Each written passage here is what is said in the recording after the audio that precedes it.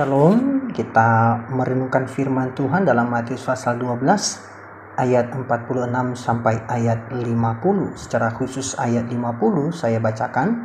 Sebab siapapun yang melakukan kehendak Bapa-Ku di sorga, dialah saudaraku laki-laki, dialah saudaraku perempuan, dialah ibuku.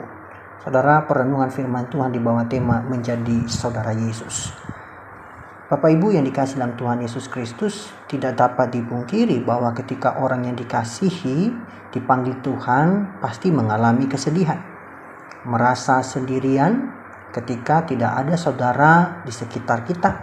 Ada yang tidak peduli juga terhadap sesamanya dengan alasan bukan saudara kandung. Konflik dengan sesamanya karena alasan bukan saudara. Dan ada juga konflik dengan saudara yang memang ada tali persaudaraan atau saudara kandung. Seringkali orang yang berstatus saudara tidak melakukan fungsinya sebagai saudara. Masalah-masalah seperti ini membuat kita bertanya, siapakah saudara kita? Mengapa dia menjadi saudara? Dan apa yang kita lakukan terhadap saudara kita? Saudara, persoalan yang disebutkan ini terjadi dalam kehidupan pelayanan Tuhan Yesus.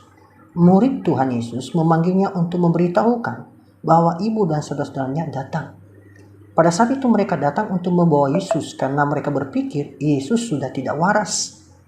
Tuhan Yesus menyadari sehingga menegur para murid tersebut dengan mengatakan, sebab siapapun yang melakukan kehendak Bapa-Ku di sorga, dialah saudaraku laki-laki, dialah saudaraku perempuan, dialah ibuku.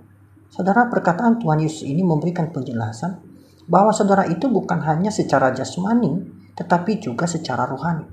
Tuhan Yesus menjawab bahwa orang yang disebut saudara jika melakukan kehendak Bapa di sorga. Saat ini, siapakah saudara kita? Hanya Tuhan Yesus yang menjadi saudara kita yang sejati. Mengapa Yesus menjadi saudara?